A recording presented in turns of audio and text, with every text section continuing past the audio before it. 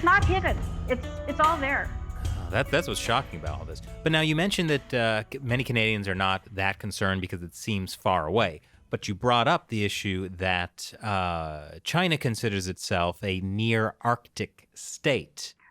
Despite being nearly 1,000 miles from the Arctic Circle. Nowhere near the Arctic state. Right. And that involves potentially Chinese military right in the coast of the Arctic Circle next to Canada. So how do people feel about that? So the kind of people who are aware of it are, not delighted and perplexed. Basically, it's like pretty much everywhere in the world now after coronavirus, unless you're benefiting in some way from your relationship with China, or you're so anti something else that you're willing to be idealistic about China, then you're not happy with the Chinese Communist Party.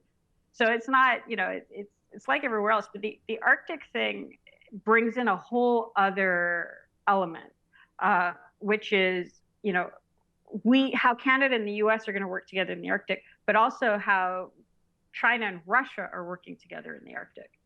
Mm. So the Arctic is not just a strategic zone.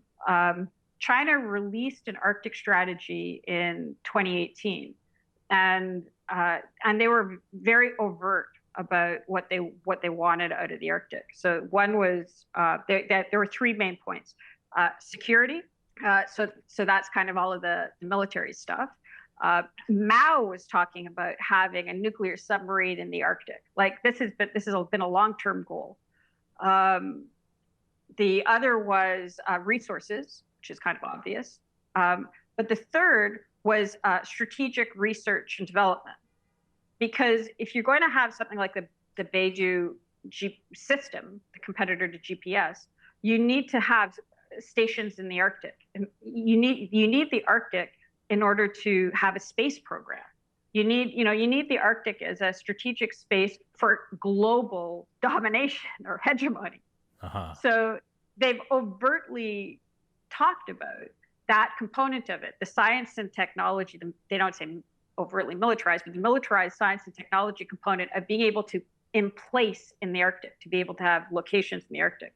So that's why you've seen this unbelievable Chinese push out, to Greenland and the Faroe Islands and all of these little spots, and including the Canadian Arctic. I mean, they would love to get Huawei or some of their technology into the north, because it would allow perhaps the emplacement of some of these other technologies that would be helpful for their own systems, which support their military expansion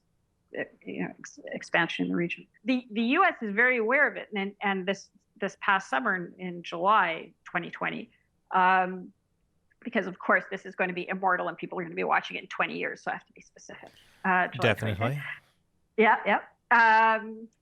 The Air Force, U.S. Air Force, released its own Arctic strategy, and the Air Force is the lead of the branches of the military. Takes the lead in the Arctic. They've got the most resources up there, facilities up there, and they're talking about their points are, I think, vigilance, projection of power, working with partners, and preparing for Arctic operations.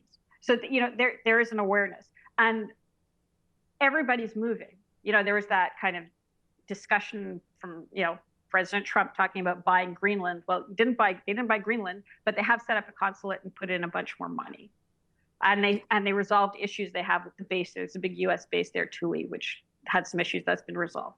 At the same time, Russia is moving into the region. They've set up a consulate in Greenland, and for Russia, the Arctic is like a quarter of their GDP, and it's a huge part of their psychology. So for China to come into the Arctic, it's largely currently coming in through Russia. They've had joint military exercises in the Arctic that are on exponential scales compared to what they were trying to do with the Canadian military in the north. Like the China-Russia cold weather training is way beyond, very effective, way beyond. So that dynamic, that Russia-China dynamic, which for me is one of the big questions of this next decade, is that just going to become more and more embedded? revolves a lot currently. The closest cooperation that we've seen has been around the Arctic.